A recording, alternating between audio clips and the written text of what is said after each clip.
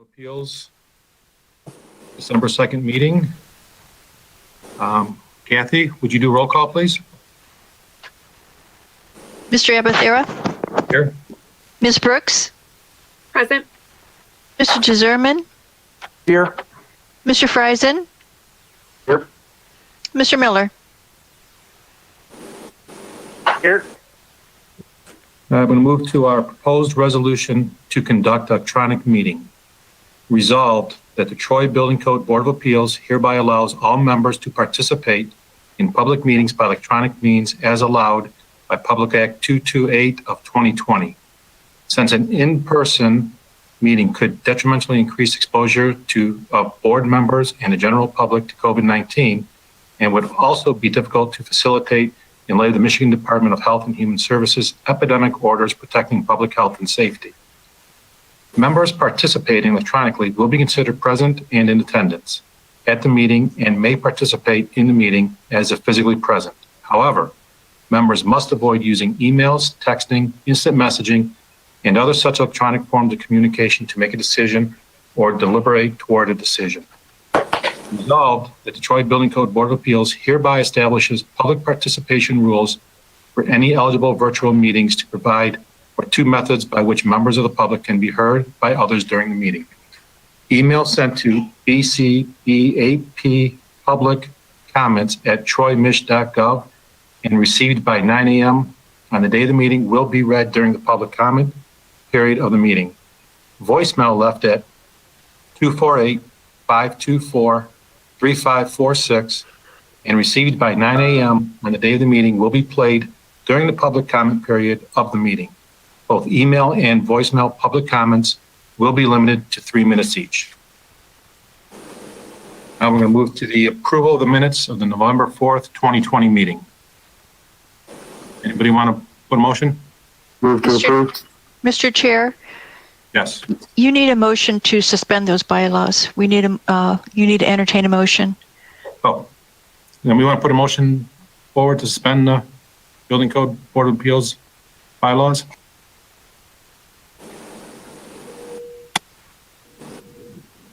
Is that what, go ahead. I'll put a, this is Matt. I will put a motion ahead to move forward with suspension of the Building Code Board of Appeal bylaws. We have a second? I'll second. Kathy, take the vote, please. Ms. Brooks? Yes.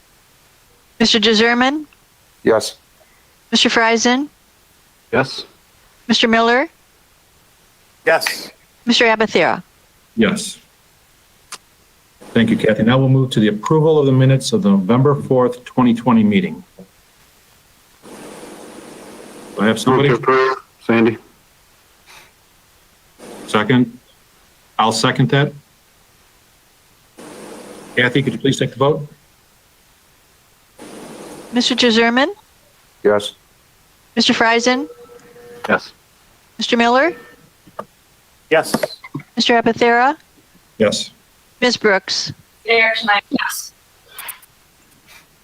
Okay, we're going to move to our first case. It's a variance request for Eddie Krajowski at 3722 Forge Drive. Salim, could you tell us about that, please? Sure.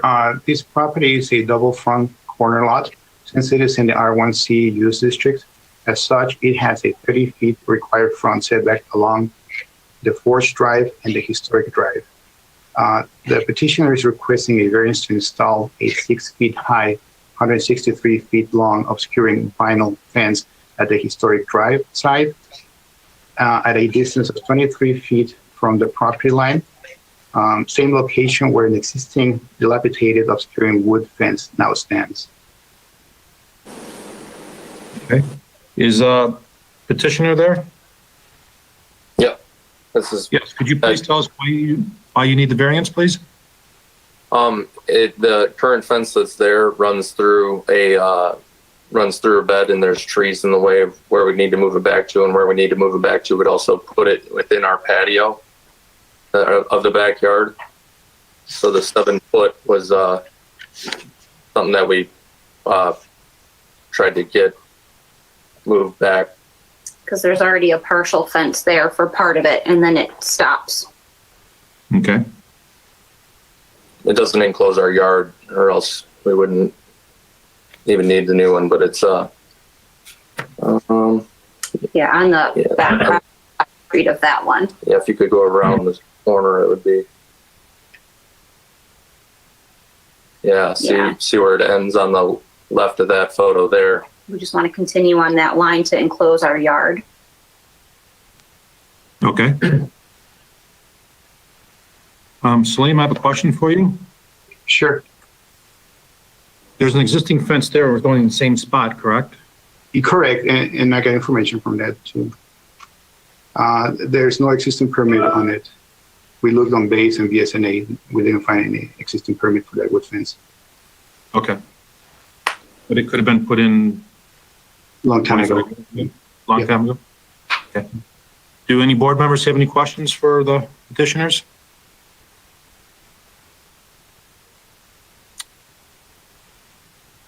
Go ahead, Teresa. During my site visit, I noticed that there is a gas pipeline. Has there been any communication with the utility and their easement? Yeah. Sorry. When I first looked into doing the fence, I had called Mystic to have it all flagged, and they just said that they needed to be there when we dug. And there's a chain link back there on that yellow line already, in the back lot. And he just said that they'll have to be there, and that it'll all have to be hand dug, and then just need to supervise. But it's it does follow right alongside of it. It's not on top of it though. There's a. Yeah, I might show the plats for it. So it's lot 77. It's right here. And so we normally go through DPW for this. And when it's a fence, there's only an agreement that's been made with DPW that if they ever need to dig through it, they will have to remove the fence and put it back at the owner's expense. Okay. Salim, I have a question. It's supposed to be back 30 feet from the lot line or 25? It's supposed to be 30 feet 30 feet. Okay. from the lot line, yes. They want to be at 25. Can you go back to that picture right there? The green line that's on there right now would be the 30 feet? Correct. And the red line is the fence. Is the existing fence? Yes, there's an existing wood fence. Okay. All right. Any other board members? Yes, Yeah, Matt. Gary? Go ahead, Matt. Go ahead, Matt. Okay, I'm sorry. I just clarify again, Salim, the wood fence that is existing, is it at that current 25 feet setback? Yes, it is. All right, thank you. Mark? Yeah, Gary, thanks. Salim, go back to that picture you just had. This one here? No, the one with the lines, with the There. colored lines. Yeah, 1 second. There you go. So the red line is the proposed fence, is that correct? Correct. So they're not going to enclose their whole yard, or are they going to? What's up with that? So the red fence, normally we reflect what needs the variance. So the red doesn't need variance. So if they're going to close the whole thing. So the answer to the question is they're enclosing the whole yard. Okay, that's the answer to the question. Okay. Okay. So this easement, this is kind of a rare thing, the Buckeye Pipeline, and I have a little bit of experience in it. So this the fence is not in the easement, or it's along the side of it? It crosses the easement. So it is located in the easement. Yeah, and let me I can bring that right now. Okay. No, So okay. this is 77 is right here. And this is historic. So the fence would be crossing, it's already crossing it. The wood fence already crossing it. So it would be the same location as it's already crossing it on the 8-foot private easement. PUB So utilities. this is the Buckeye Pipeline. Pipelines are a very unique animal. There's not very many in the city of Troy. And there are rules that are very different than other easements, such as because of regulation, they're required to be able to have aerial visual clearance. So in other words, you can be in an airplane and today be in a drone, you'll be able to actually see that. I mean, Buckeye is required to not allow trees and things to grow in there. But so we're sure it's okay to have this type of structure in the Buckeye Pipeline easement? Because I think I've worked in the past on some site plans where dumpsters were not permitted to be in the Buckeye Pipeline easement. I understand. Yes.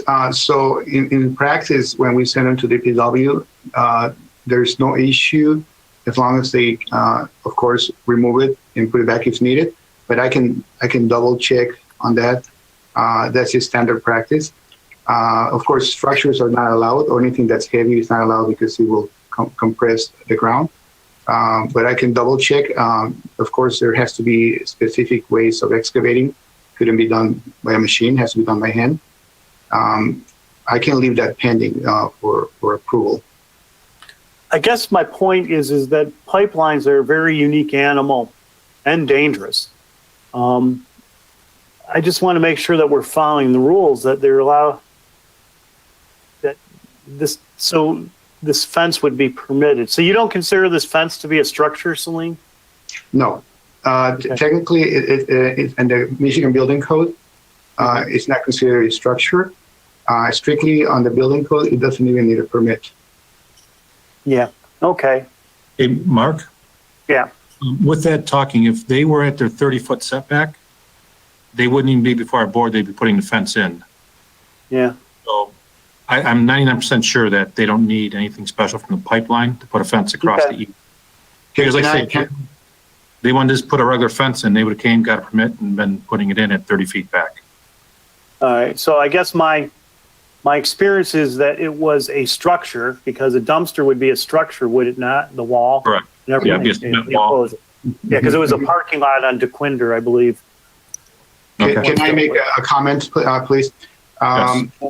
Any approval or disapproval, if there was an approval on this, can we leave a contingency to check that with, in this case, the rules of the ownership of the line, the gas line? Can we leave that as a contingency? I'm okay with that. Yeah. Is the petitioner still there?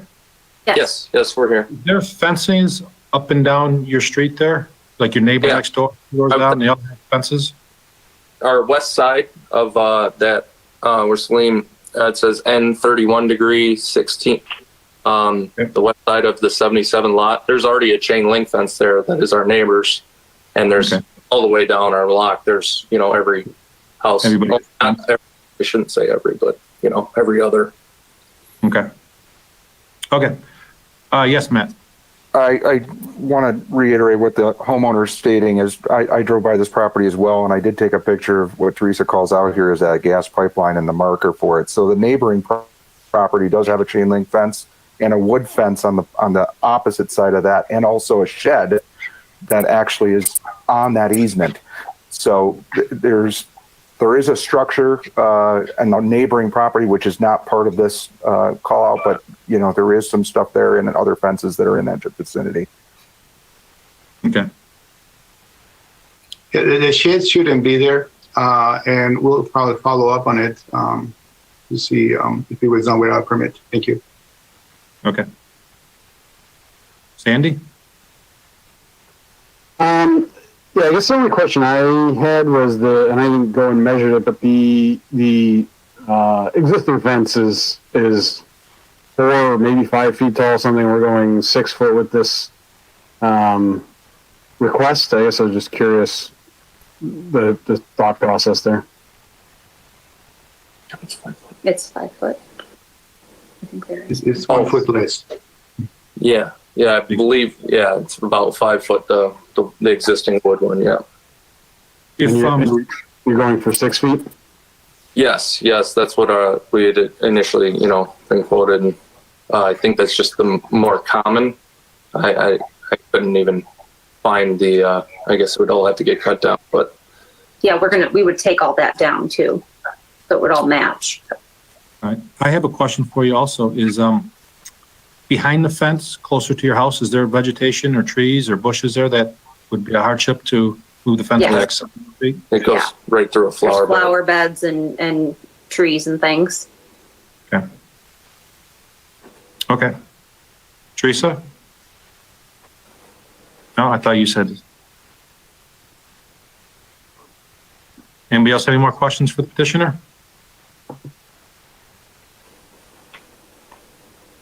I just had one other thing on the permit. I know this is my contractor's doing, but my name is, my first and last name are incorrect. So just maybe if we can, No. I'll have him correct those just for the record, I don't want. All right. Sure. We normally that's given to us by the applicant. So yeah, we'll make sure we call you and make that correct. So everything lines up. Sure. All right. I look at it and see if we're replacing an fence that was already there. I don't have a problem with putting a new 6-foot fence in that same location, but I'm just one person. We had one more Yes, question here. Are you, because there is the neighboring property has the chain link fence, are you looking to replace or add this 6-foot fence on the other side of the property along that chain link fence, or are you ending it at the chain link fence? We would end it at their chain link. Okay. Jackie, do we have any public comment on this one? Yes, we do. Could you read them? Oh, yes, I'll begin by reading them, and then we have one voicemail. Okay. This is from Bud Stockdale at 3728 Forge Drive. This is regarding a mail about my neighbor putting up a fence. Location 3722 Forge Drive. Building Code Board of Appeals, December 2nd, 2020. Why the city thinks they can tell people if they can have a fence or not is beyond me. Quit wasting our time and tax money. If my neighbor wants to put up a fence, let him put up a fence. Signed, Bud Stockdale at 3728 Forge Drive. Next is from Sandra Sarnecki, Sarnacki, to whom it may concern. I live at 3704 Forge Drive. I have no problems with the board issuing a variance to install a 6-foot high fence to Mr. Krajewski. Sincerely, Sandra Sarnecki. Next is from Kyle L. Hello, I oppose the fence that doesn't follow city rules. It will be unfair for others who abide by the rules. It is not hard to follow the rules, like everyone else. Thanks, Kyle L. Next, I will play the voicemail.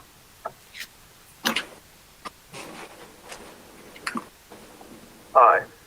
Regarding the fence at 3722 Forge, I disagree with a fence that doesn't follow the requirements or code. The rules are the same for everybody.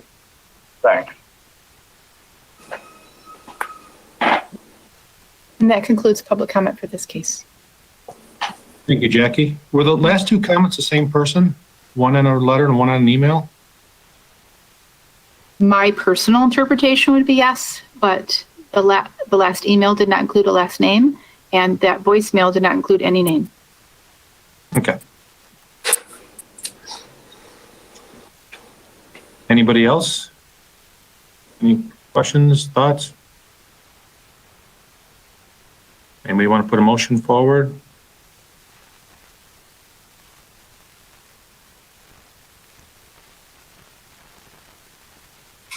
Sandy, did you say something? Am I on mute over here? Did I say something on mute? Is that I thought you raised your hand and had a red pen in it. My mistake. I can put a motion. That's fine. I motion to grant the variance based on the petitioner having hardship or practical difficulty resulting from unusual characteristic of the property. Do we have a second? I'll second. Kathy, could you take the vote, please? Mr. Friesen, Yes. Mr. Miller, Yes. Mr. Abathera, Yes. Ms. Brooks, Yes. and Mr. Deserman. Yes. The motion passes. Good luck. Thank you very Thank you so much. much. Chris. Appreciate it. Our next case is a variance request from Eric Gorman at 5350 Westmoreland Drive. Celine? Yes, Gary, I still wanted to mention about Forge. I want to make sure that we do have that contingency that I mentioned before. So we have that officially on the description of the approval.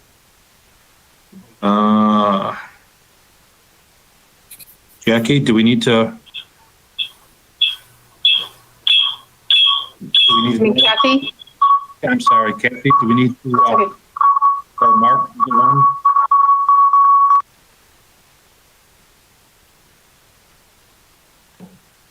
Do we need to amend?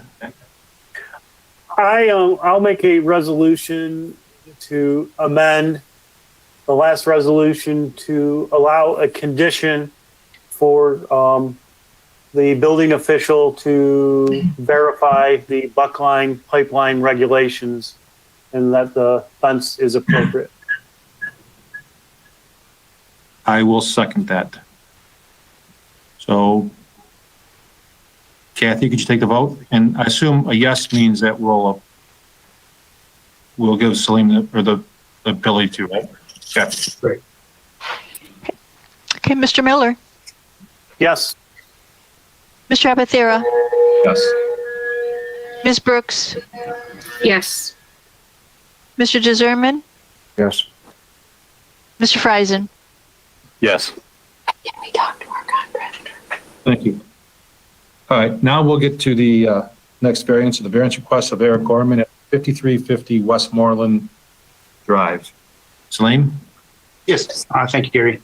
This property is on a curved lot. Since it is in the R1C use district, as such, it has a 30 feet required front setback along 5350 Westmoreland Drive, front property line. The petitioner is requesting a variance to install a 6 feet high, 130 feet long, obscuring vinyl fence along 5350 Westmoreland Drive with a setback of 1 foot away from the property line, where the city code limits fences to 48 inches high due to the fact that there is a back-to-back relationship to other neighboring rear lots. The total length of the fence requested by the petitioner to be permitted by the building department is 130 feet in a 12 feet. I make a correction. It's only one gate. The other is a section. So this is just a correction, but it doesn't really make a difference for the variance approval. Okay. Is the petitioner here? Yes, we are. Yes, we are. Yes, we are. Yes, we are.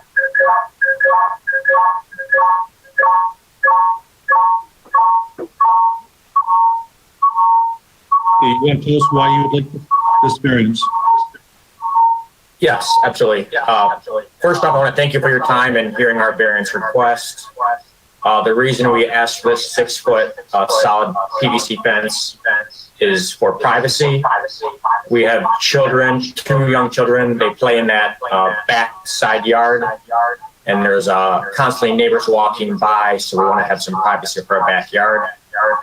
2, as you can see on the screen, we have a pool in our, I'll call it a backyard, backside yard. So again, we want the privacy there as well as safety for the pool.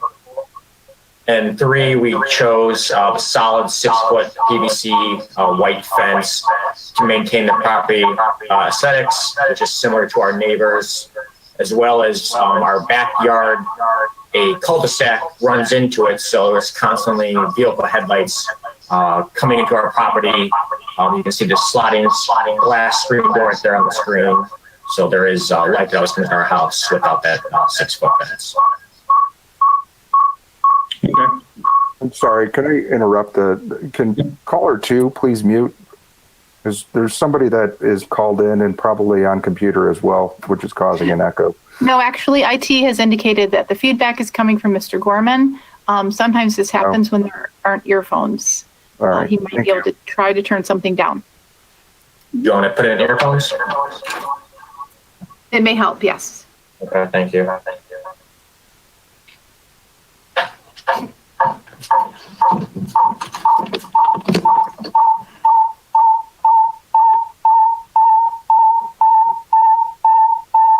Didn't make a difference yet.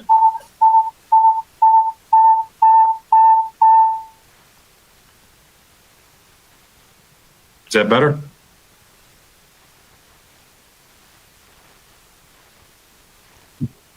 Can anybody hear the petitioner talk? No.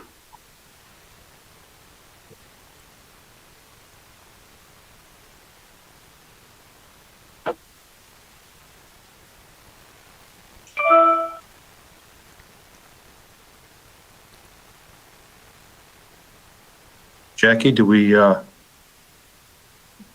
the IT department said what? Yes, Steve's there. Mr. hear me now? Gorman, if you were to plug in your ear phones, did you accept it on your computer that there's another? Okay.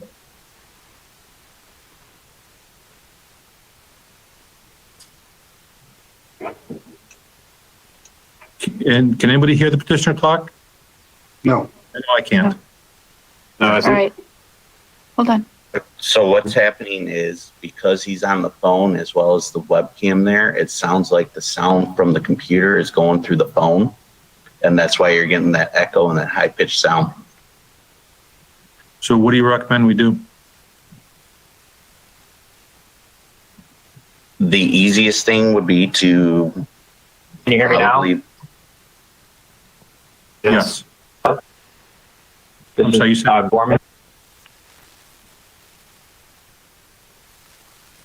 Hello, this is Gorman. Can you hear me? Yes. I can hear you. Okay. Everybody? Thank you. I apologize for that. All right. All right. Any board members have any questions for the petitioner? Or any talk?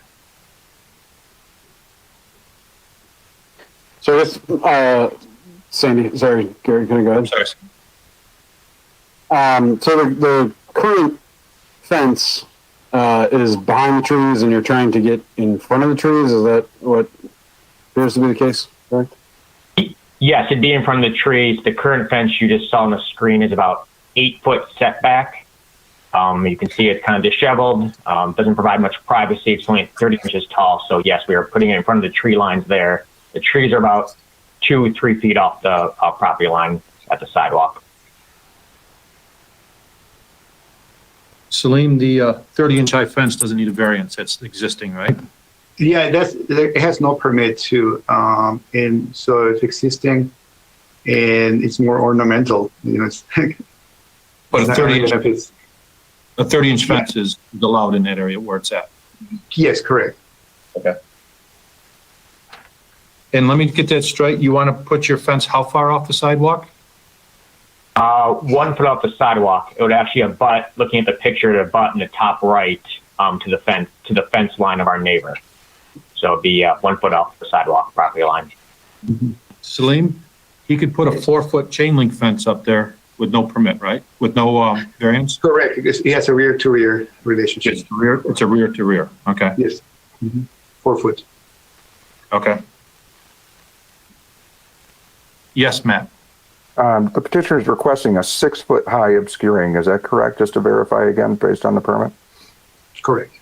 And the neighboring property that you're adjoining your fence to, or at least where we see that there is a neighbor there, that's a 4-foot obscuring. Is that correct? Or is that a 30-inch? It's bigger than 30 inch. I think 4 foot is a fair estimate. I haven't been out there with a ruler, but yeah, I think 4 foot is fair. And then you also have another secondary fence, which is within the property itself, but which I don't believe falls within the actual permit. Is that a 4-foot or a 6-foot fence that's around the pool area? That's around our pool. Yeah, I believe it's 4 feet as well. And you're not looking to replace that or add or somehow connect that to the property that you're requesting this variance for, correct? That Yes, stays. correct. We're not connecting it. Did you say it's a 6-foot obscuring or non-obscuring fence? Obscuring fence that provides privacy for children playing in the backyard, as well as people walking by cannot look into our yard. And like I said, there's a cul-de-sac there. The lights come into our yard a lot. Salim, I have a quick question for you. Sure. With a pool, do you need to be 48 or 54 inches for a fence? As far as 3 feet, in minimum, and there's other alternatives to it, but the fence they have there is in compliance. If they were to remove it, there's other alternatives to meet the Michigan Building Code, such as door buzzers and stuff like that. I mean, there's alternatives to the fence. Okay, I always thought a fence around the pool had to be 54 inches tall, no? Could be wrong. I remember it's 3 feet. I'll double check on that. I might be wrong.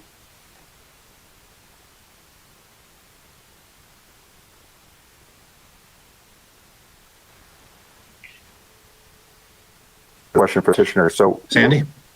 And also the Michigan Building Code allows you. I'm sorry, Matt, go ahead. I'm going to let Salim finish. Go ahead, Salim. Go ahead, Salim. Yeah, I was going to say that the fence is not the only option for pools. You can also do pool coverings. And if they were to be allowed for this other fence, they can have buzzers at the doors. So there's 3 options. It's not just a fence for a pool. Okay, so and this is Matt again. So Go ahead, Matt. From the petitioner again, I just want to re-ask this again. You said that, or you stated, you're going to keep the existing fence that surrounds the pool in place, correct? As part of this? Correct. Yes. Okay. So you do have privacy and security around your pool with the existing fence there. So your request is just for adding from where we show here on this drawing is where this red mark is from the corner of your house back to that back set point where that existing fence is on your neighbors, right? For 6 foot tall obscuring. Yes, 6 foot obscuring, but the fence around the pool does not provide privacy. When I stand up there, I can see all the property around because while it's 3 feet from the ground level, there is a deck on the inside. No, while it's 4 feet from the ground level, there is a deck on the inside by the pool area that does raise it up about 12 inches. So our children can be seen, a 5-year-old son, and he's only getting taller from here. Okay. Salim, I have another question for you. Mm-hmm. The picture that we have on the screen right now shows the red line. Is that where the new fence is going? Yes, where they want the fence, yes. Okay, is that 1 foot off the lot line or is that? Yes. 1 foot, what happens is we have a double lot line on GIS. So it's really hard to draw it on top of the 1 foot, but yeah, that would be 1 foot away from the lot line. Is there a sidewalk there too? Because I don't see a sidewalk. There's one right here. You can see it. Let me look into right here. It's a sidewalk. Okay. All right. Okay. Jackie, do we have any public comments on this? Yes, we do. Okay. Okay. The first email is from Doug Van Noord, N-O-O-R-D. It reads, Building Code Board of Appeals. We have been a resident at 5354 Greendale Drive, which is only a couple houses over on the next block for 25 plus years. And one of the things we have enjoyed about this neighborhood are the fence restrictions. We oppose a variance to allow a 6 foot high fence. Thanks, Doug Van Noord. That is the only email. The next one would be one voicemail that I will play.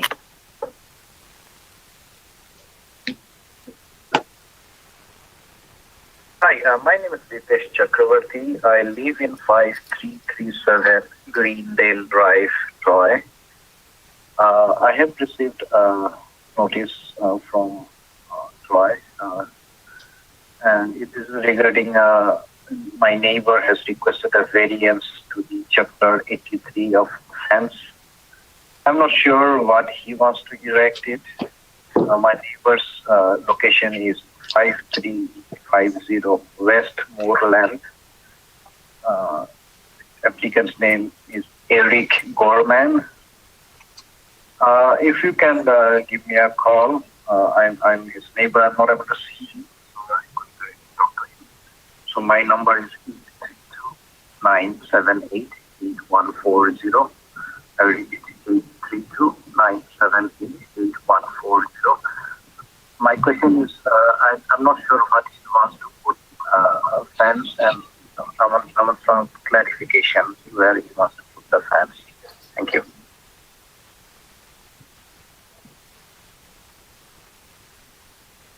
That would be all. I did return the phone call, gave explanation of what this applicant was requesting, and indicated that we couldn't accept verbal public comment, and there was nothing else added from him. Okay, thank you. I have a question for the petitioner. Yep. Did you talk to all your neighbors that will look at the fence and tell them what you're planning on doing, or?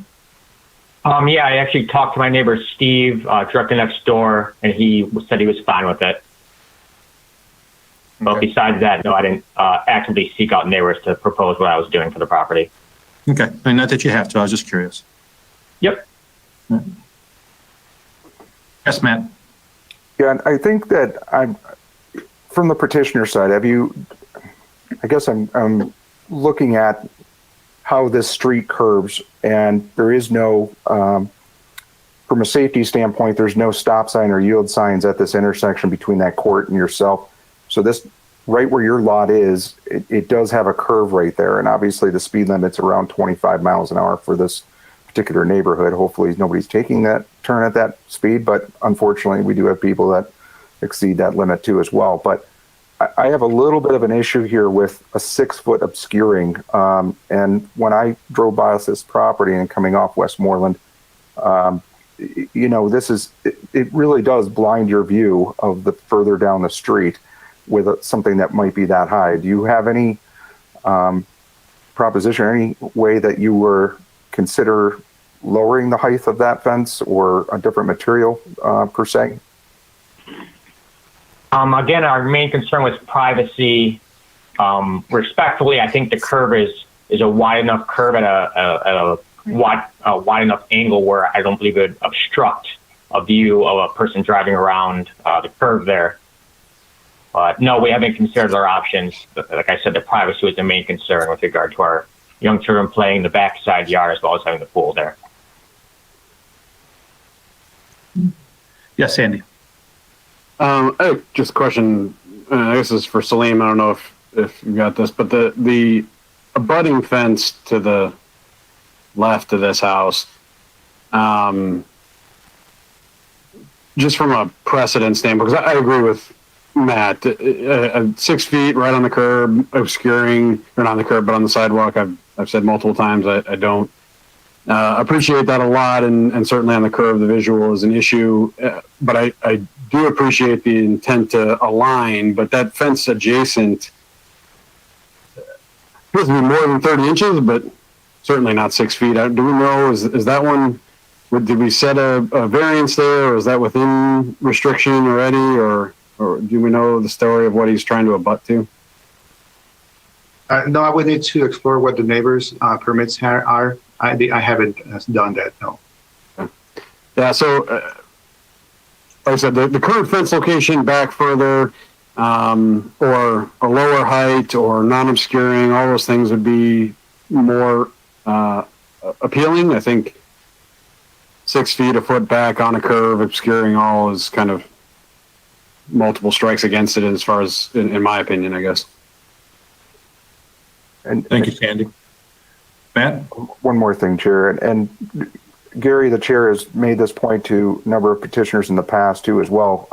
I think that for the petitioner itself, if privacy is such an issue, I mean, vegetation is not permittable. So, just a thought that, trying to create some privacy with vegetation of some sorts, plantings, bushes and so forth is not something you need a permit for, which may help you in this case. But I just have a hard time with a fence in this area and closest to the sidewalk like this. So that's my feelings on it, but I just wanted to kind of share that comment with the petitioner. May I respond to that, Matthew? Yes. Would you have an issue if I put 6 8-foot trees a foot off the sidewalk then? It doesn't, That's permissible. We can't. Okay, that's fair. Yeah, I know there was concerns about the visibility around the curve. So, and with regard to the previous count of our neighbor butting up to their fence, they're we had Action Fence out of Royal Oak come and do the professional quote. He said they probably got grandfathered in because I talked to him. He bought the house recently as well as us. We bought the house about 1.5 years ago, and he said the fence line was already there. So again, just try to keep that trend going with that fence line. If it is a 4-foot fence, we would be amendable to having a 4-foot fence there if need be. Sandy? Yeah, and so just I appreciate that comment. I understand being already there. I guess that was my point, is whether or not we granted a variance in the past as why that was allowed. Certainly coming down to 4 feet. It's, to me, the visibility is one thing, and obviously, or maybe not obviously, we've talked about it before, but a fence directly at the sidewalk is just difficult. You know, psychologically, people walking along the edge, barricade, etc. It's aggressive, I guess, is my personal opinion. Okay, thank you. Gary? Petitioner? Yes, go ahead, Salim. I would like to add something. I found this, I took more pictures I had in my phone. So I was able to pull this out, and the fence adjacent to it is 4 feet. You can see it right here. It's a 4-foot fence, and they are allowed because it's a back-to-back relationship. I just want to add that. So that they not get variance for it. Are they allowed obscuring at 4 foot? Non-obscuring. Yeah. That's obscuring. Let me go closer. Yeah, it's obscuring. Okay.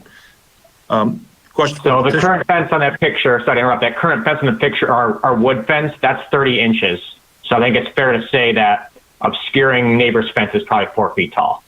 Right. We agree with that. So the question is, you just said you would like to have a 4 foot high? We prefer 6 feet. Again, the privacy. Walking by our neighbors on the sidewalk every day, I can look clear as day into their yard and see what's going on there. Whether they have a pool, what their kids are playing. So that's why we prefer the 6 foot. Okay. And again, with the cars coming in from the cul-de-sac, obviously it being dark earlier, we constantly have headlights coming in. So I don't know if a 4 foot fence would resolve that issue, but it's our belief that a 6 foot fence would resolve that issue. Matt? Yeah, Salim, what I just am curious, again, back to the code itself, the fence that may surround, that was not within permittable area, what's the height restriction on that? You're talking about the fence on which lot? On their lot that is at the pool height, what's the maximum height that they can have on that fence? Oh, yeah, it's behind the property line, so they can have a 6 feet height. And apparently it seems to be 48 inches. Yeah. Okay. So they can go up to 6 foot. They can go up to 6 foot on that within. Correct. Right within their lot line or the setback. Within this property area. Yes, sir. Correct. Okay. Just want to verify that. Thank you, Salim. Mm-hmm. You're welcome. All right. For the petitioner, you're pretty hard set on having a 6 foot fence, 1 foot off the lot line? Yes, that's why we filed the variance for that. So that's our number one choice. Okay. Do we have any other comments or questions from the board? Gary, this is Mark. Yes. Yes, Mark. Is there any flexibility from the applicant to move the fence, set it back further from the property line than they're proposing? I know the tree line is in the way, but then again, if we move the fence back and we kind of reduce the wall effect, but then we have the other fence that is at the property to the northeast, you know, that they would not line up the same. So right. I'm concerned about the wall effect right along the sidewalk at 6 feet. I agree with you, Mark.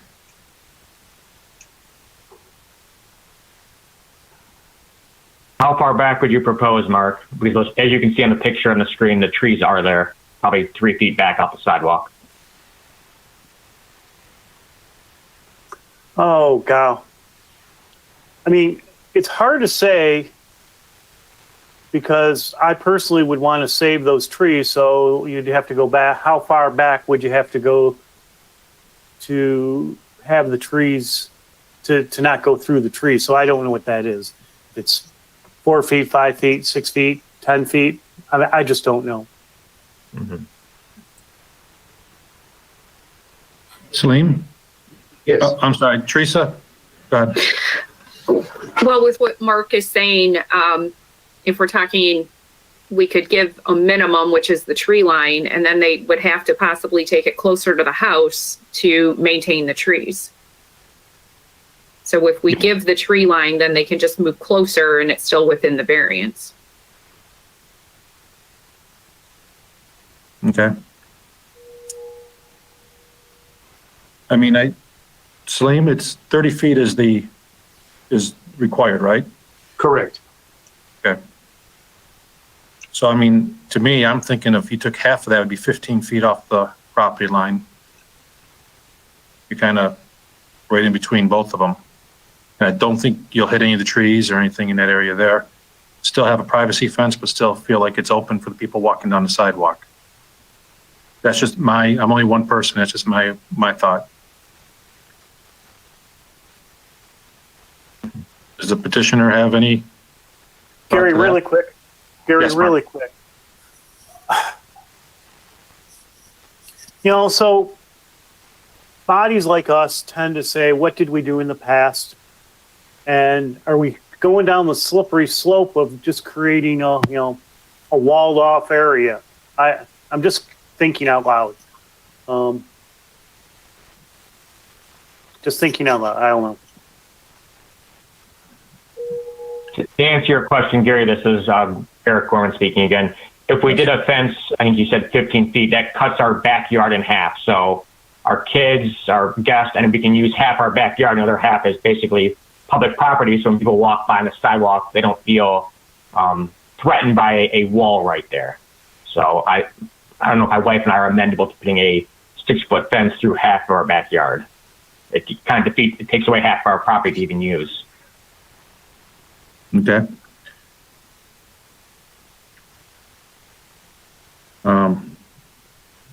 I just know 1 foot off the sidewalk feels like a wall. And Would you be amendable to 4 feet? 4 feet privacy off the sidewalk, continuing our neighbor's fence line, assuming that's 4 feet tall? Your fence will be 4 feet tall, or the neighbor's fence? If we continued our current, right where the mouse is at, that's our neighbor's yard. We'll assume that's a 4-foot privacy fence, 12 inches off the sidewalk. If we Right. continue that 4-foot privacy fence, 1 foot off the sidewalk, our whole property line, would that be something you guys would be more amendable to?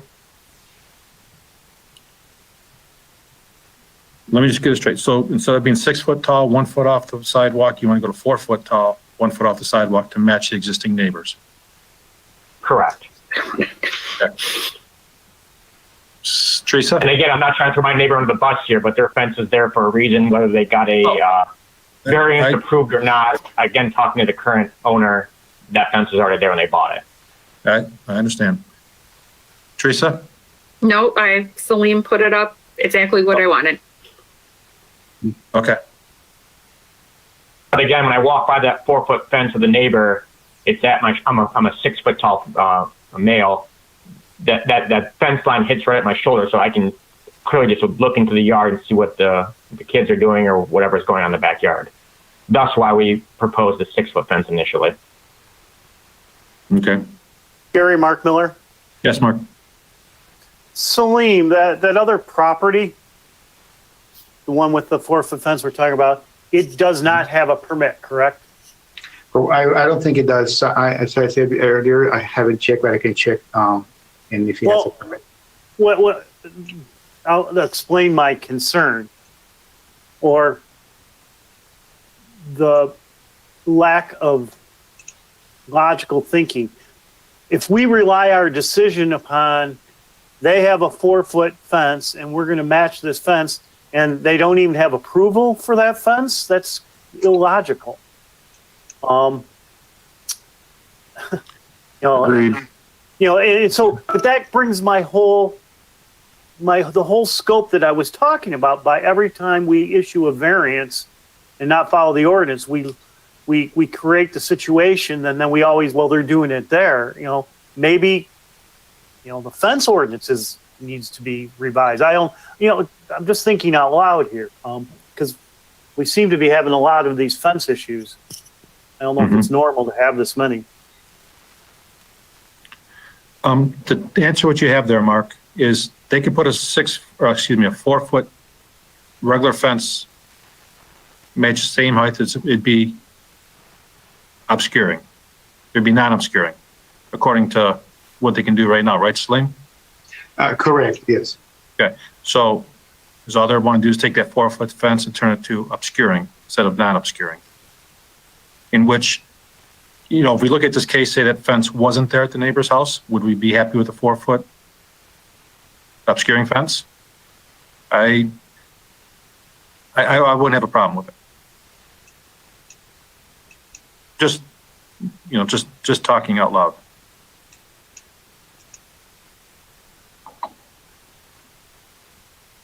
Did we lose Teresa?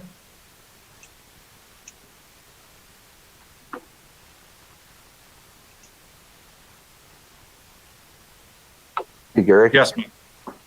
Well, I remember last month we had a sort of a similar case. It was on a street on Renshaw, and they asked for the same thing, but they went for a 4-foot non-obscuring, and it was sort of had a curve to the street as well. And we granted them, but it was a non-obscuring. So again, I'm a little bit hesitant, and I agree with Mark as well, that I think that maybe if we could find the detail on this property here to find out if this is a permittable, if it was a variance issued for that obscuring fence there on that corner lot, I would be interested in finding that information. But I think a non-obscuring fence I'm okay with. They already have a constructed fence for privacy that's further in the property line that does not require a permit, and they can increase the size of it. If it's 5 foot now, they can go to 6 foot on that privacy fence, or follow the house line around and follow that existing fence to enclose their pool for more privacy on that sense. But I think, again, creating that wall effect or 1 foot off of here with an obscuring fence, I mean, I'm literally on the fence with putting an obscuring fence there rather than a non-obscuring. But I think just my point is I agree with Mark. I kind of want to know a little bit more detail on that neighboring property and what was said on that, if there was a variance. Gary, this is Mark. Yes, Mark. I'm pretty sure I heard this. A 4-foot non-obscuring fence is permitted by ordinance. So they could, if they wanted to, they could do that. Correct. Correct, Celine? Correct. To us, that defeats the purpose of having a privacy fence. We want to provide privacy for our children in our backyard. For the pool, non-obscuring fence defeats that purpose. Okay. And obviously, I don't want my neighbor's fence torn down either. Again, I'm not trying to tattle on them or anything, but I'm trying to work with the board here to get the resolution that I think everyone hopefully is happy and amendable to. Okay. Yes, Teresa. I apologize. I lost connection for a moment during the discussion, but have come back in. I did hear the last of what Matt was saying. And I mean, one of our reasons for denial is that it would adversely affect the immediate vicinity. And I think that's what we're worried about, is just that curve and the line of sight, whether it's coming off the cul-de-sac and making the turn. It's a very long obstruction to be able to view through. No, you can't through, around. Okay. Respectfully, driving the street daily, the curb, in my opinion, is wide enough where if there was a 6-foot fence there, it would not be an obstruction to see cars coming from one way or the other. Okay. Or even a 4-foot for that matter. Yes, Lynn. Just wanted to add, I researched 5369 Greendale, which is a neighbor, does not have a permit for that fence. Sandy? Just to add on to Teresa's point, I mean, I think the adversely affect properties is one thing, but also just general intent of the ordinance is to avoid these closed off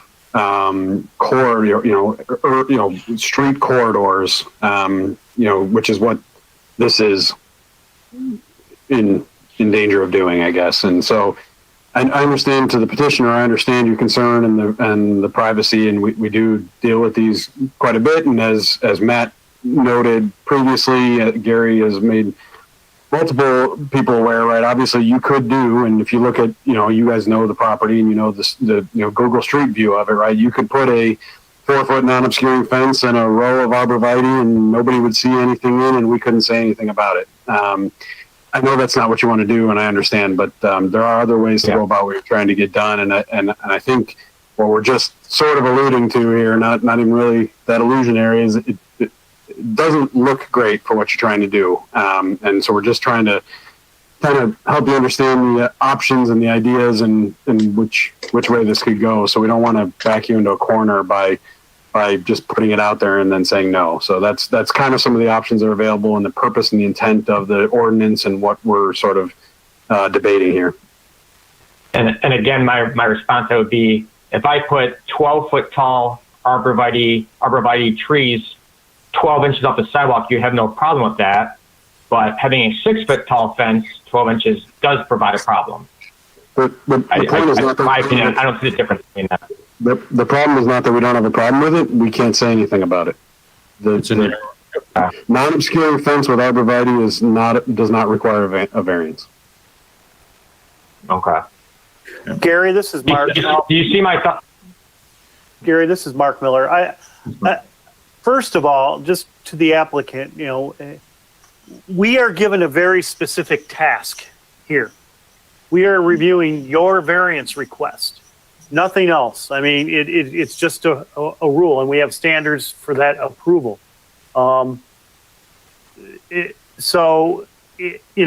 We are just being asked one question: whether we should issue this variance, or is there a lesser variance that would be acceptable? And everything else really doesn't exactly matter, not exactly to our decision today. So you as a petitioner have to think about, are there other options, or is your request finite? And if your request is finite, then you kind of know where this board is going. We're not sure we want to grant that. So you can ask us to postpone the meeting for you to think about what you might have other alternatives. I don't know. It doesn't seem like we're coming to an alternative today. And I'm not trying to be mean, but the part of what this ordinance is trying not to do is to create off-walled cities. And in particular, if you go down some of the major thoroughfares, and let's say in Sterling Heights, you see that wall all the way down those major roads, which we don't really, that's what this is trying to stop. But you can use landscaping to provide obscuring methods, and so that is available to you. So it's up to you. You could ask us to postpone it, or you could force our hand to try to make a decision. Is there an issue with a 4-foot obscuring fence then, in the same location, 12 inches off the property line sidewalk? Listening to my colleagues, I would think that they would not be in favor of that. But we don't know until someone puts it forward, puts it before a vote. Okay. And again, I appreciate everyone's position here. From my understanding, you guys are all volunteers, so I appreciate your time and insight and expertise on this. But yeah, like you said, we're just trying to come to a common ground here. I don't want to put 12-foot arborvitaes right there that might be overgrown and kind of grow into the sidewalk. I want to avoid that. I've seen that, like Mark mentioned, in other neighborhoods. So I want to try and keep the neighborhood clean with all the PVC solid fences I see around our neighborhood. So I want to kind of continue that trend. Okay. So I guess the question is, do you want us to put a vote together, or do you want to postpone the meeting while you think about which way you want to go? Can we vote on the 6-foot fence and the 4-foot fence, or it's only one vote? It's only one vote. Mark, am I correct on that? Hello? Well, Gary, this is Mark. I mean, we can consider less of a variance. So, you know, that you could make the claim that the lower 4-foot fence is less of a request, and we could consider that. But as of right now, it's not really on the table for us unless someone makes that resolution. And normally we don't like to do something like that unless the petitioner really wants it. Remember, we had one last month where they had one proposal and only one proposal. And that was it. Yes. Yeah. Did you catch Hi, that, Eric? this is Katina Gorman. I'm Eric's wife. Just a question to the board. If you were to vote on let's say the 4-foot obscuring fence and the variance was denied, would we have to reapply, or if we had other some other solution here, or would it really behoove us to pause and perhaps reconvene this discussion at the next meeting? I mean, I guess my question is, what is the consequence of a negative vote? Salim, you'd like to answer that? Yes, well, we had cases before that the application can be done, but it has to be totally a different proposal or different hardship. In this case, if it comes back with the same or similar proposal, it will be rejected.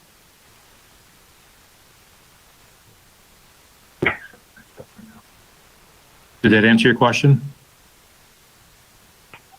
Yeah, sort of. I mean, I guess our hardship wouldn't change between now and next month or the month after that. I'm just wondering if, I believe it was Mark that had queried whether or not we were really amenable to a 4-foot fence, and I think it's pretty clear that the board would not approve a 6-foot fence, and so Eric and I had talked about a 4-foot obscuring fence. And I mean, is that something that the board could vote on today, or is that something that we should wait until the next meeting? Mark, tell me if I'm wrong, but I think we can amend it to a 4-foot fence and vote on it today, correct? Yes. Okay. As long as we have a resolution to that effect. Yeah. Okay. Mark, could you do me a favor? Could you pull your blinds down a little bit? Because I can't see you. The sun is okay. In case I couldn't see if you needed to talk.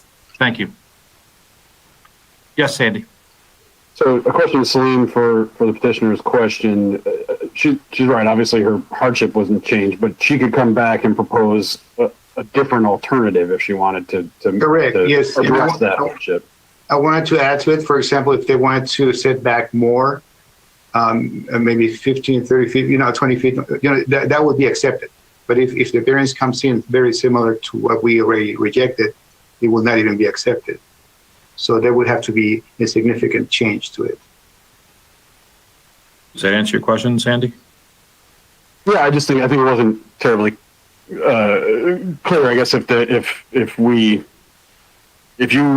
you delay to come back later with a different version, or you get rejected today and come back with a different version, I just want to make sure that they understand the options.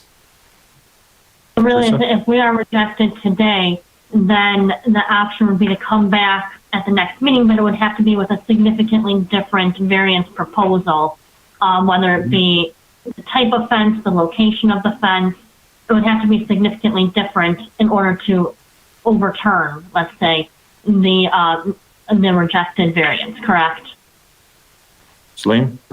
Correct. Would they have to repay the new fee, or would it be waived? That's not up to me, but normally, yes, you would have to pay again, but that's more Jackie. Okay. Teresa? I know that we've been discussing obscuring, not obscuring. We haven't really talked about that 1 foot off of the lot line, or I'm sorry, the sidewalk.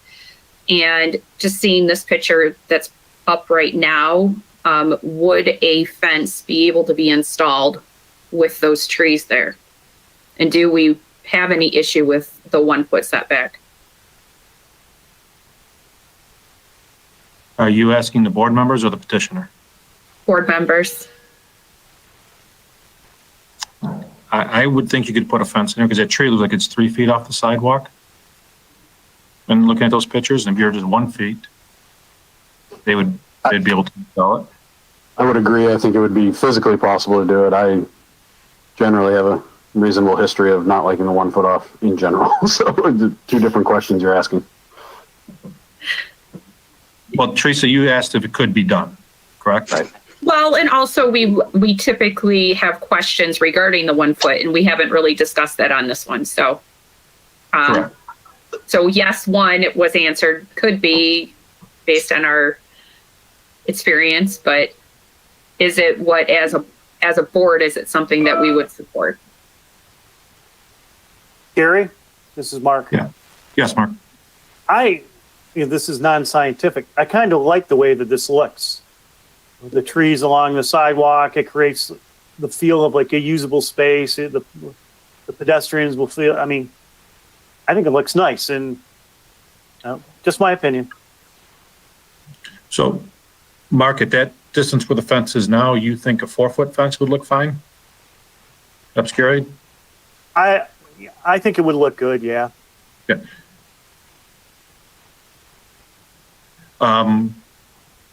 The petitioner there, Eric, how far do you think that is from the sidewalk, that fence?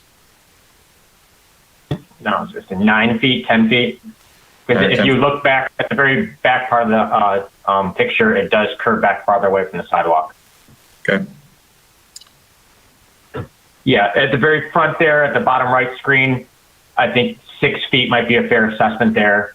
But knowing the property pretty well, it does curve back more at an angle compared to the sidewalk as you get back towards the property. And you go closer to our neighbor. Eric, would you and your wife be acceptable to a 4 foot high obscured fence, 8 feet back from the property line?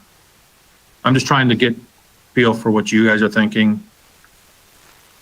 It really hampers our use of our property that we bought. Like Mark said, that it does look nice how it is there, but we can't use maybe 1/4 of our property line there then. Okay. That's more, like you said, public park. Everyone enjoys that view there, but we can't use the property that we own. Okay. So you'd be not acceptable to it? I don't know what the other alternative is, but that would not be our first choice. Okay, well, the other alternative would be, and maybe, Mark, did you say something? Okay, would be, a 4 foot obscured fence, 1 foot off the lot line. 1 foot off the lot line is our preferred choice, yes. Okay.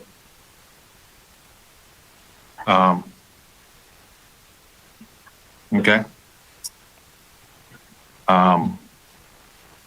So if I put a motion forward at 1 foot off the lot line, 4 foot obscured fence, and it's voted and it's denied, you would have to come back next month with a new application, correct, Salim? Correct. Okay. Does anybody else have any questions for the petitioner? Yeah, Gary, this is Mark. Yes, Mark.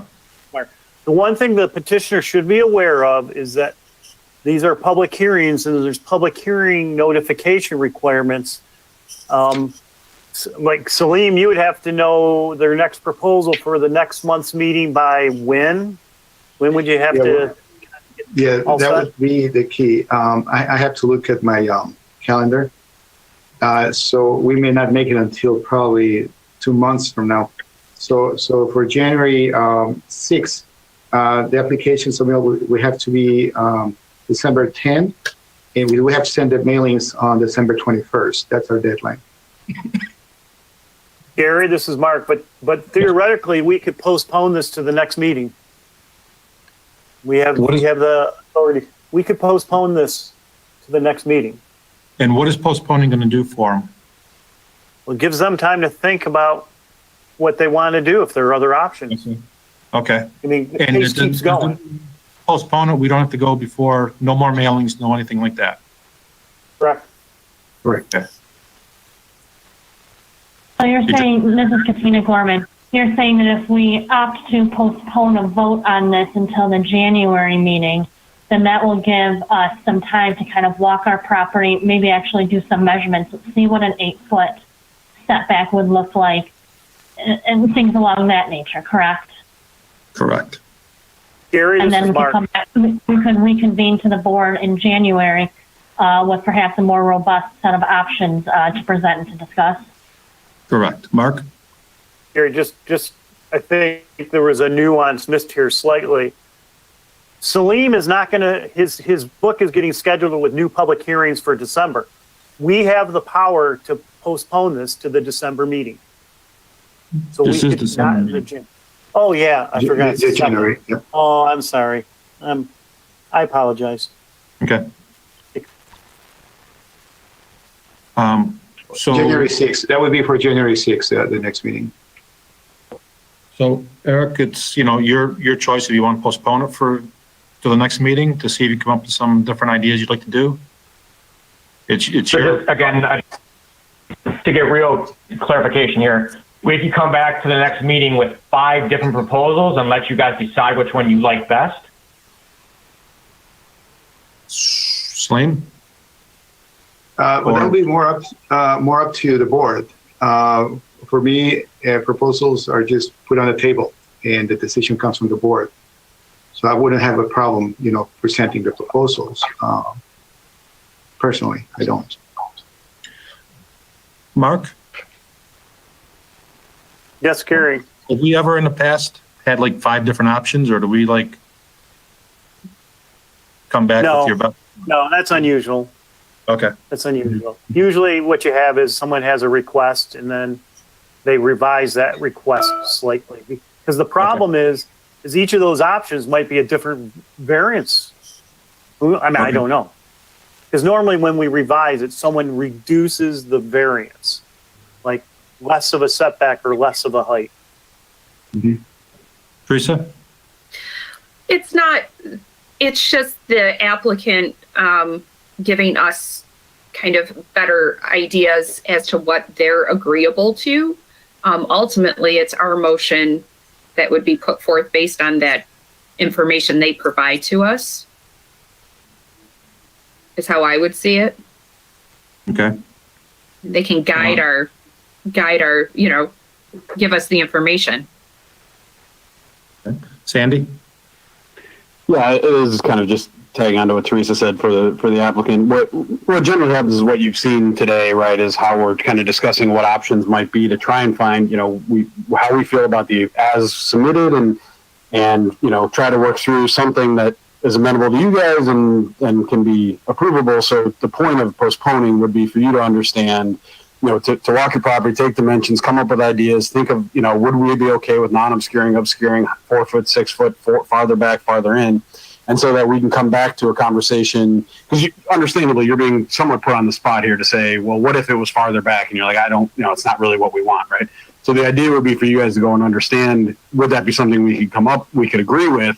We could have this similar discussion and say, okay, we'd like to put a motion forward for X because we think you can come on board with that, and then vote for it. It's not so much show us 7 different options that we might find one we like. It's more about how do we find something we can all agree on. That's fair. And again, I'm not trying to be combative, and I apologize if I'm coming across argumentative, but like you said, we're just trying to get a resolution here. So if we need to postpone to the next meeting and come back with our top 3 choices, and if the board doesn't agree with the first 2 choices, but they're fine with the third choice, which we already know we're good with, then it could possibly get to that point. Matt? This may be a little late, but I know even with this postponement, if this is the case, if we're going that direction, one question I don't think it was asked is, do we have the utility right away? Do we know where the utilities are for this particular property line? Yeah, I have right here. Hold on 1 second, please. And I did call Miss Dagan. They didn't put any flags in the area. So our easements are on the back. I don't have an easement on the front. Okay. So practically, I don't have a problem with that. If it's Okay, thank you. Just didn't want that to come up as a problem later on. So. Right. Mm-hmm. I wanted to add something, Gary. Can Yes. Yes. So if you're going to have your proposals, I would like to get them before the meeting so we can make a power packet. Just wanted to inform you. Mm-hmm. And I know this point is moot, but Salim, if you could scroll through the pictures on the shared screen of what you provided, of showing what the property looked like before when we bought it about a year and a half ago to what it is now. The neighbors are very appreciative of the transformation we made at the yard. That's before everything was overgrown. Like they said, there's shrubbery everywhere. I know that doesn't deal with the easement, and we could do that again, but we wanted to make the neighborhood look better.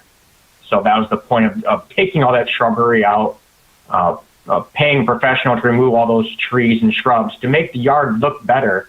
And numerous neighbors walking by, oh, wow, this is beautiful. Thank you so much for doing that. It was so overgrown along the sidewalk. We could only use half the sidewalk because we have this overgrown shrubbery there. So again, our intentions are to improve our property and improve the neighborhood in general.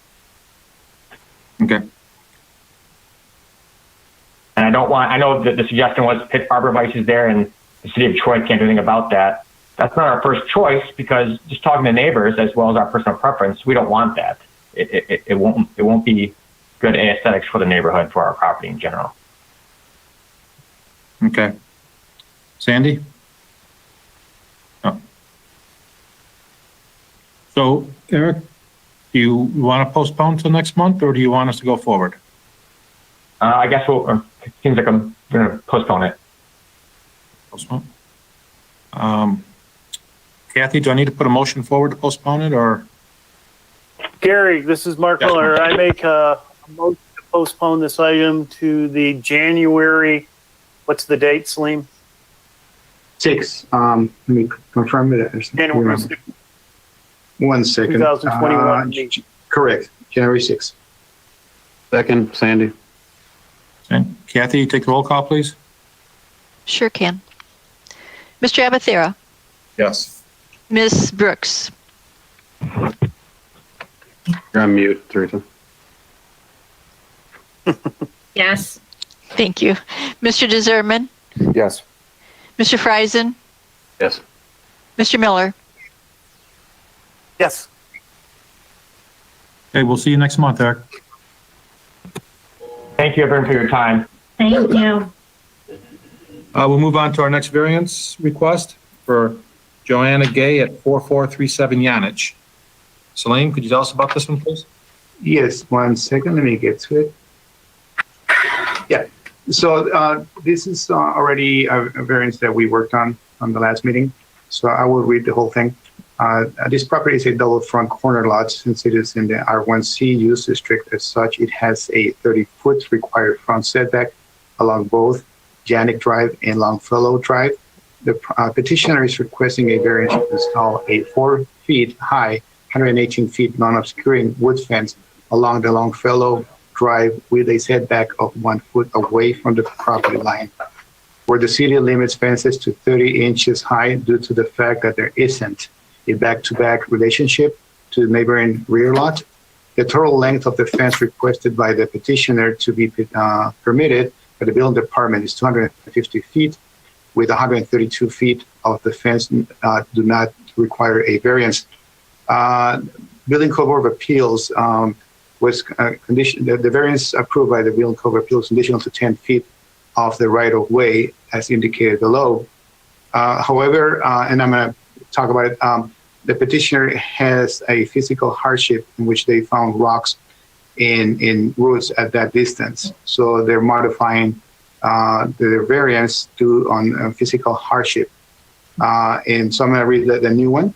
Variance request for the December 2nd, 2020 meeting is Janik Gay, 4437 Janik.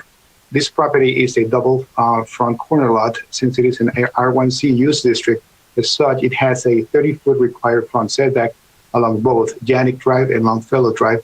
The petitioner is requesting a variance to install a 4 feet high, 118 feet non-obscuring wood fence along the Longfellow Drive with a setback of 6 or 7 feet away from the property line, where the city code limits fences to 30 inches due to the fact that there isn't a back-to-back relationship to the neighboring rear lot.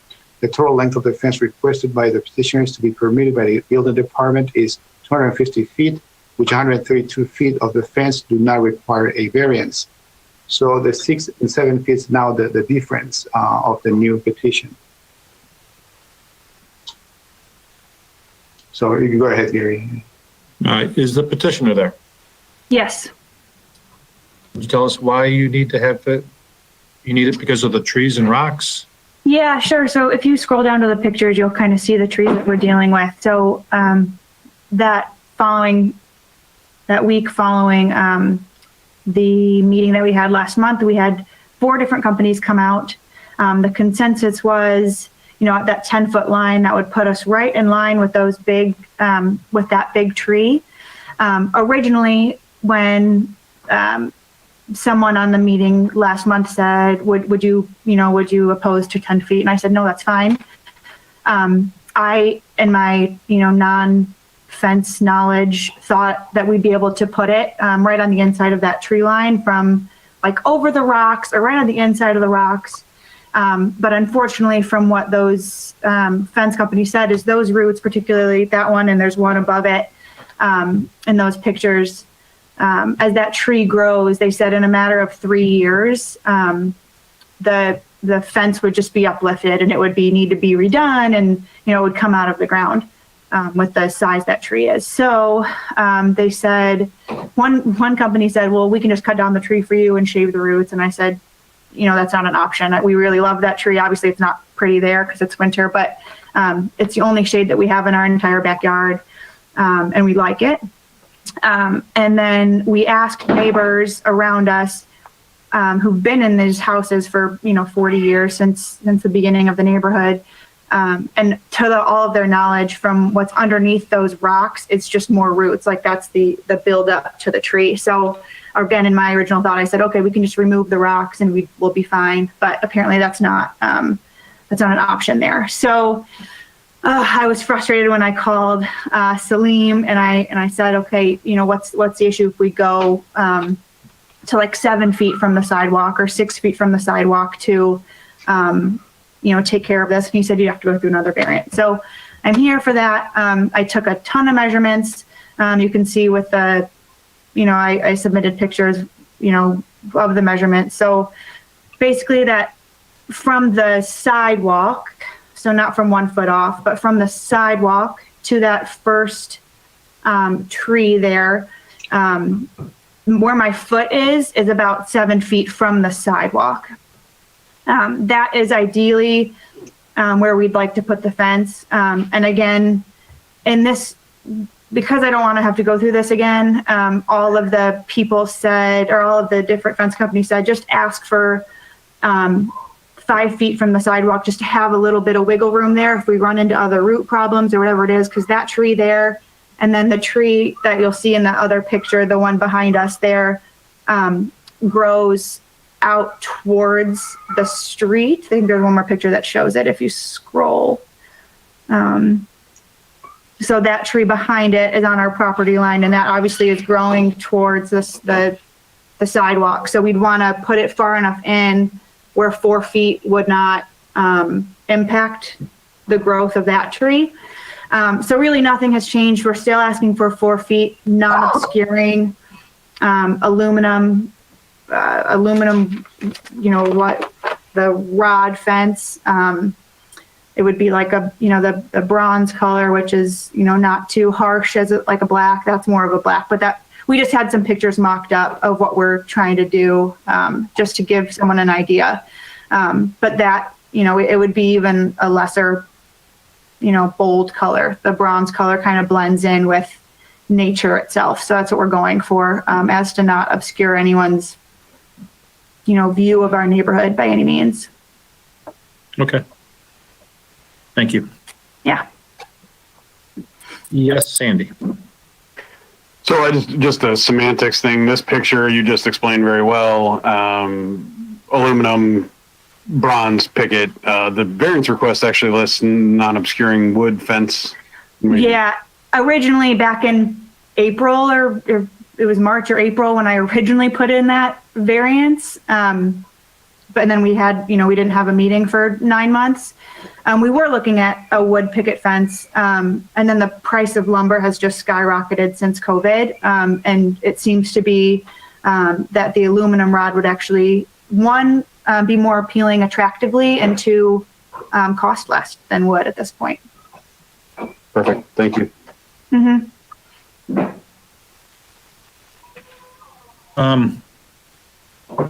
Jackie, Yes. do we have any public comment on this one? Yes, we do. One moment.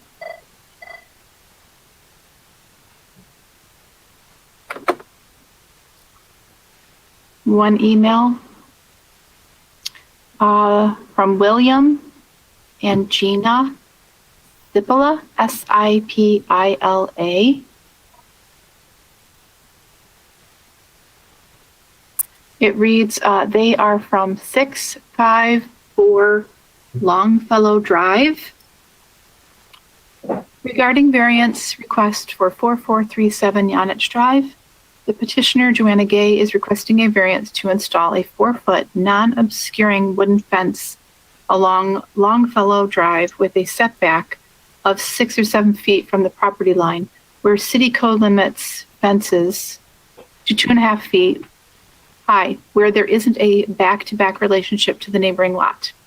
William and Gina Sipila are not in favor of the request to change the board's previous determination of a 4-foot high non-obscuring fence with a 10-foot setback at the November 4th meeting. No Pine Meadows subdivision resident has constructed a 4-foot fence that close to the property line. In fact, there are 5 similar lots in Pine Meadows where there is not a typical back-to-back relationship with their neighbors. 4 are on Yonich. Of these 4 double corner lots, only one owner has chosen to build a fence, and it is set back approximately 30 feet.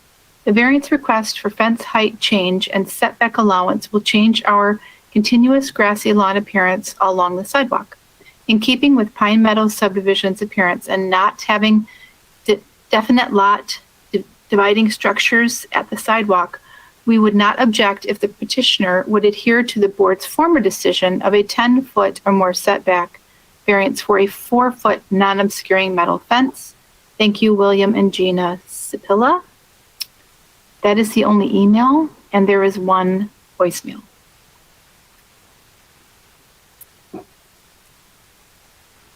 Yes, my name's Dave Sisko, and I'm calling about the request of a variance for a fence at 4437 Yonich. I understand the family's concern for the fence, but I have to agree with Bill and Gina Sipila that the variance request would disrupt the appearance of the subdivision. I would not object to the original decision of a 10-foot setback for a 4-foot non-obscuring metal fence. So that's my take on the situation. The name is Dave Sisko at 4438 Yonich. Thank you. Those are the only comments. Jackie, I have a question for you. Yes? The last meeting last month, did we have public comments on the original variance that the same people didn't comment on this time? And Correct. were they all notified the same way? Wait, I'm sorry? Were they all notified that the same variance was approved but now coming back for a shorter distance? Correct. So at the first meeting, 300-foot notification was sent to everyone within 300 feet. That was adhered to once again, along with being posted on our website. And there are 2 comments from last month's meeting that applied to that variance request that I had shared with the agenda, with the board. Okay. It was, if I may, the same 2 people had put in the opposing, and then there was the one that lived next door to Gina and Bill that approved the fence. And if I can also say, I emailed back and forth with Jackie a little bit, but my neighbor directly behind me, who has the neighboring relationship to our backyard at 639 Longfellow. His name is Larry, single guy who lives there. He had told me last month, gosh, on like Friday. So the meeting that we had last month was on Wednesday. And then on Friday, he came out and said, I just submitted an approval for you for that fence. And so I had reached out to Jackie to check to see if she had it, but she didn't have it. So, and I haven't seen him yesterday or today, so I wasn't able to ask him to put it in again, because I know his approval would mean a lot to the board, as that's the yard most affected. But I apologize, I wasn't able to get to him. Okay, thank you.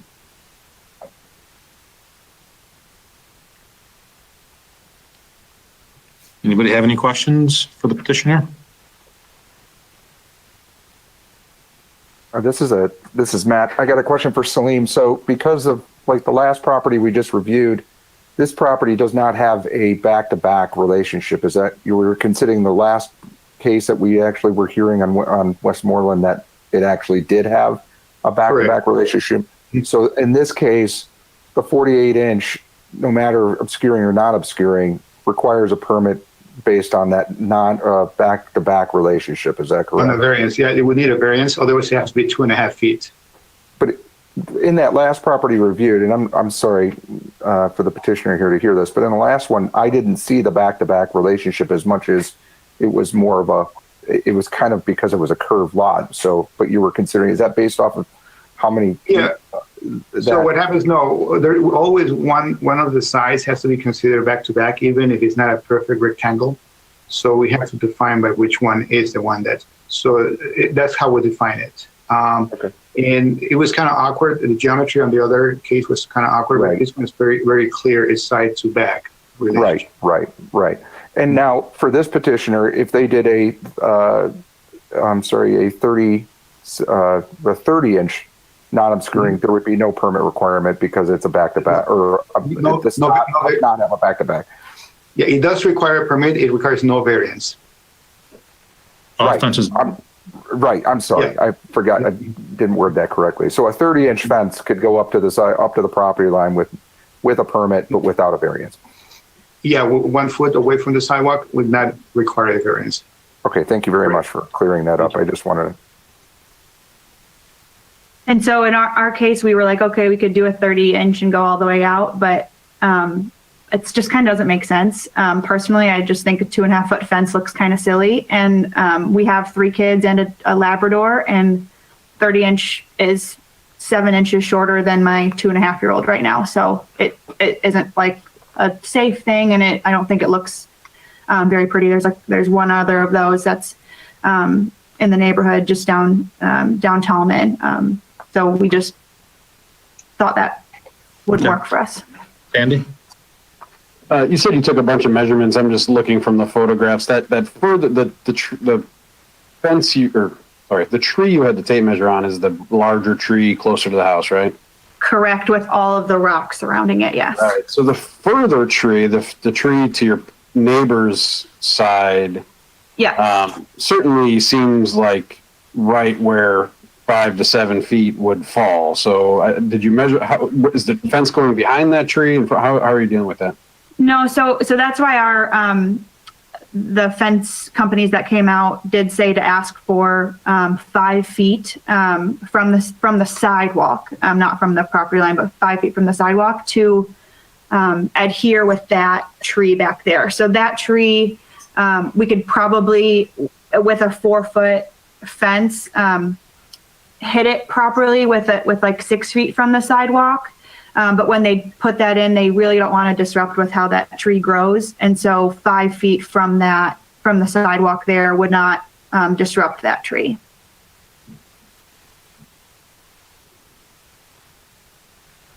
And again, I mean, one of the big concerns last month was, for bicyclists and people walking, not to have 1 foot off the sidewalk. I get that. I don't need 1 foot. I'm just asking for a few more feet than that. Have you thought of going 12 or 13 feet off the sidewalk and missing the trees? So if you look, the issue is on the inside of that tree from the rocks, once you get past those rocks on that tree, That brings us all the way out to like 15 or 16 feet, and those roots are there. And those roots are the hardship that I discussed with Salim on the phone after last month's meeting, that the fence company said, you know, you could put one in, but we'd either kill the tree from going in the roots, or within a 3-year period, the roots would grow and just completely uplift the fence.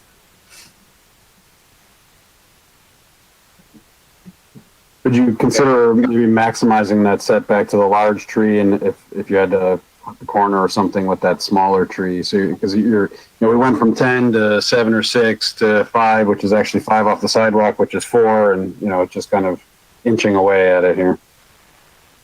I think that would be okay. I just don't think that would be as visually appealing. Just have to cut that one tree, out of the corner of our yard with a fence to then angle the fence there. But if that's the best we can do, then that's what we would do. Yeah, I mean, when I was, the 6 or 7 feet was from when I was on the phone with Salim, and I was just frustrated with the process. I hadn't written anything out there. If I would have written, I would have said, 5 or 6 feet, I guess, from the sidewalk, but sure. Teresa, do you have something there?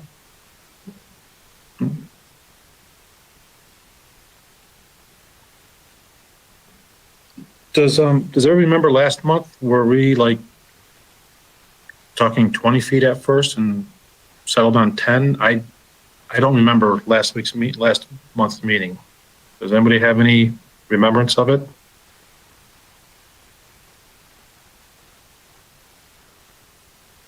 No? It was trying to get the halfway. We were trying to avoid the tree, if I remember right there, Gary. I mean, you bring up your halfway point all of it was sort of like a trying to get around the tree per se, yeah. But that's where we were kind of trying to go up at 30 foot and kind of came to the 10 because of that. But okay. And generally, for what it's worth, I guess from my personal opinion, right, this fence is aesthetically pleasing. It's not aggressive. It's a good looking attempt here, and just trying to deal with the hardship. The lot or that street is generally open yards all the way down. There's not really any fences along Longfellow.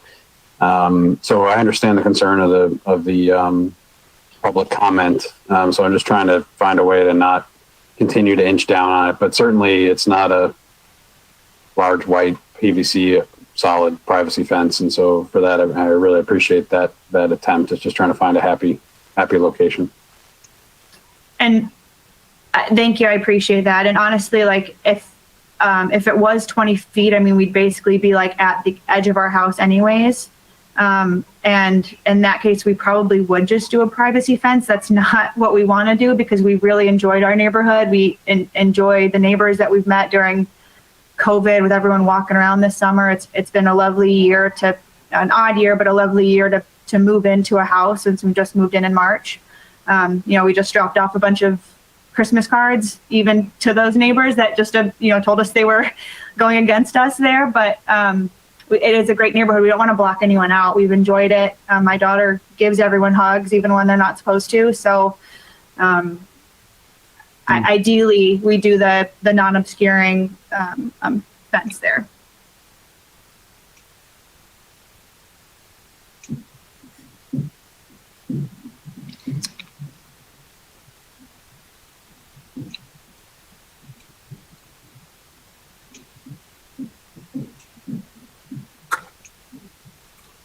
This one's a tough one, I'm telling you. Does anybody have any suggestions? Teresa? I appreciate the fence. I like the non-obscuring. I like everything. Yeah, it's just the setback is the dilemma. And I have no suggestions or comments other than that tree could possibly be cut. The fence could be angled at the corner to keep it maybe on the outside of the fence while the fence comes on the inside of it, since it is set closer to the corner. But that was just a random thought. Yeah, that's what I was proposing earlier. I guess it seems like to the petitioner, it seems like if you were to maximize the setback based on the tree at the large tree versus the smaller tree, that would gain us what seems like about 4 feet of setback. Does that seem reasonable from your measurements, that we would be able to set the tree back, or the fence back another 4 feet? 4 feet, no, but so if I were to go like directly from the sidewalk to, if you go back to those measurements, to 7 feet, so 7 feet from the sidewalk, it puts us in front of those rocks. But then if you go to the next photo with, that shows the other tree behind it, 7 feet would actually put us right on, basically right on the line with that tree. So even if we could just do 6, I think 6 would be a healthy distance. Unless you really are strong about us, cutting that tree out of our backyard, which, or like with the fence. I mean, if we need to do that, we need to do that. So the 6, you're saying if you were to do it at 6 feet off of which? Off of the sidewalk. 6 feet off the sidewalk would enclose both trees? It would. Okay. So right now, the variance with those granted was 10 feet off the lot line. Now you'd like to go to 5 feet off the lot line. I would. Is that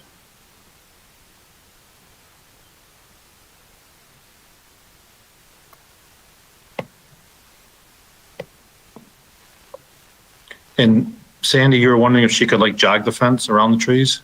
Just keep the 10 feet, come up to a tree, jog in. All I was looking at is I wouldn't jog around. I was just saying if we maximize to the big tree and get as much setback as we can for the majority of the lot, and then, corner cut or jog or some way deal with just that one tree in the corner, so that, yes, I agree with her, it's a sort of an odd condition in the corner, but if that gains us X feet along the length of the property line, it would seem worth it from a imposition standpoint. But I just would love to bring up, I think it was Mark's comment from the last very long call.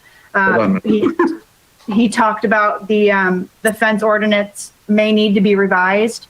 And in this case, it just kind of pops up to us a lot. It's like, why does this even exist? I can put a 30-foot fence 1 foot off the property line, but I'm asking for, 18 more, or, 18, 24, whatever more inches. I'm asking for, 48 inches instead of 30.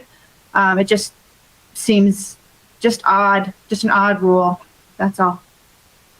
Matt?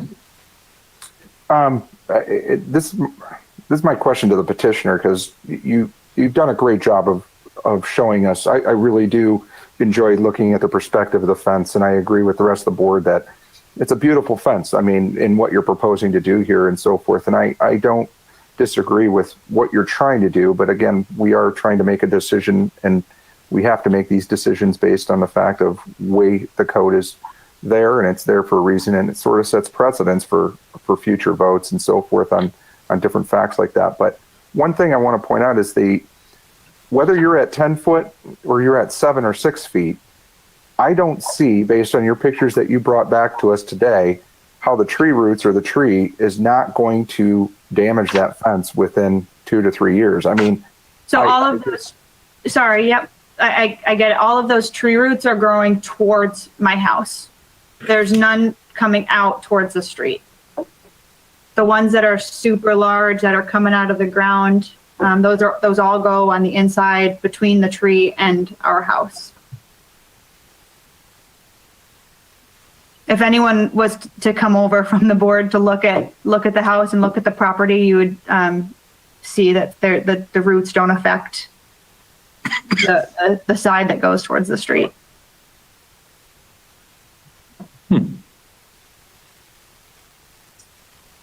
I mean, Gary? I think in this case, yeah, I'm sorry. I just think in this case, like you're you're trying, and I really, really do appreciate you trying to save the trees, because there's nothing more that I like than, mature trees and the foliage and so forth. So, but I think that your proposal, though, I mean, and just based on the lot, I mean, I think you're going to have to consider, based on where the ordinance is and what we've already approved, that, you might have to look at trying to veer around that or lose a tree.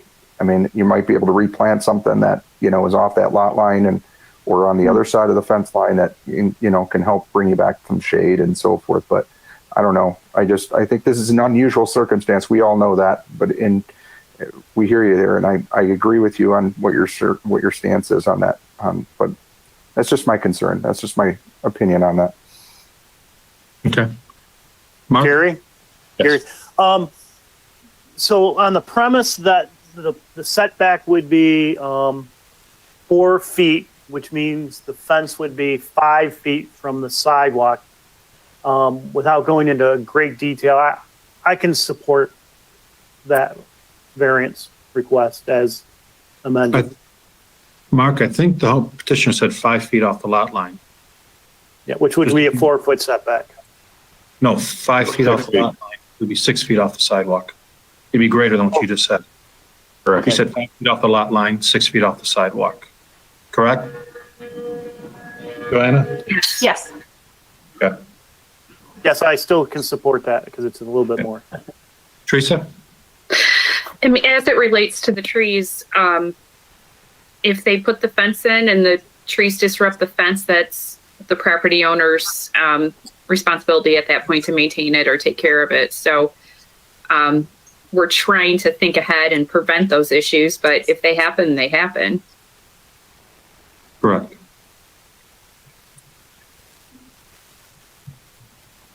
So, Sandy, you gonna say something? Go ahead. I was just heading toward a motion. But I want to make sure the discussion's had. Anybody else have any? Maybe you want to put a motion forward? I'll do it. If nobody has any other comment, I can make a motion. Okay. I would motion to approve the request at 5 feet off of the lot line, 6 feet off of the sidewalk, due to the hardship of the lot. With the clarification that it is the aluminum picket fence, not the wood picket fence that was listed in the variance request. Do you have a second from somebody? Brooks will second. Kathy, would you take the vote, please? Ms. Brooks? Yes. Mr. DeZerman? No. Mr. Friesen? Yes. Mr. Miller? Yes. Mr. Abathera? No. 3 yes, 2 no's. Joanna, your variance passed. Thank you so much. You're welcome. That's the end of the, No, we still have to approve the schedule for next year. If oh, it's in the variances, all right? Yeah. Oh, the variance, yes. Okay. I don't have the page. What's the next thing on there? Joanna, you're all set, thank you. Approve the, Yep, it would be item 7. well, let's do, is there any communications first? Means. Yep. Number 5 first. Okay, any communications? No? We'll go to any public comment. Seeing none, we'll go to miscellaneous business, the 2021 BCA meeting schedule. Salim? I move that we approve the meeting schedule as presented. Do you have it up there first? It's right here. Doesn't look like we have any anomalies this year, right? And no holidays, whatever. They're all as scheduled. I do know August 4th, I won't be here. Same. If that's any problem for anybody. Yeah, I think you and I take vacation the same week every year. Okay. We've been doing ours for 27 years. my wife's family as well. Okay. So does anybody have a problem we move that to the following week, or do you guys want to do it with just 3 of you probably? Gary, we can move it. Okay, so we'll move August 4th to August 11th then? I'll make a resolution that we approve the meeting schedule as presented with the exception of August, which will be moved to August. 11. What date? August 11th for the year of 2021. One question, Mark. January 2022, should we set that date so that we're in December, we already know the meeting? Or do we have to do this in November of next year? We're approving all the dates. Not the January, but December 1st of next year. We'll have to approve January already. That'll be okay? Yes, okay. Yeah. Quick question. July 7th, the 4th, I believe, is on a Sunday. I usually take time off during that time. I don't know if anyone else is scheduled to be out. Nope. Not just me. Well, I'm just, Gary, I'm just going to shut up because council just scheduled their meetings and I have not scheduled my vacation. So I'll defer to everybody else and then we'll make a resolution. So I withdraw any resolution that I put on the floor and I haven't scheduled any vacations yet. Well, if we put a new resolution together, what does that do now? We send the same resolution you just put up, Mark. All I'm saying is I withdrew all my resolutions. You guys deliberate about what's good for you because I don't know what's good for me yet. We can always propose a new schedule at a different meeting too, or a change to a schedule, right? It can be amended eventually. Yes, right. So why don't we approve this one in January 6th? We'd know by then, you think, Mark? No. Okay. I'm going to put a motion forward. I'll put a motion forward that we approve the dates except for the August 4th, move that to the August 11th meeting. I'll second that. That's bad. Kathy, take a vote real quick. Mr. DeZerman, Yes. Mr. Friesen, Yes. Mr. Miller, Yes. Mr. Apathera, Yes. Ms. Brooks. Yes. All right. Is that everything we have on there? Apparently, yes. Okay. Well, we're gonna adjourn the meeting. Just to let everybody know, on that February 3rd meeting, that'll be my birthday, so I'll expect, something good from everybody. Everyone have a good holiday. Just Mark. We'll see you in person. We'll give you a big hug, Gary. Jackie, are you still there? Jackie? Yes. Do we Or you have, mean Jackie Kathy? or Kathy? well, do we have any stuff for next month besides that one we're doing? I would not know, Gary. You'd have to check with Jackie. We have one already. We have one. We have one? And the one that's going to move from this meeting, so we got 2 now. All right. For January 6th. All right. Anything? Everybody better decorate behind their heads for the new year. I can't talk. William, I need some decorations behind me. We will. We'll get them for you. All right. Thank you all. Have a good holiday. I do have one question for everybody that's here real quick. Still there. Am I moving the meeting along good?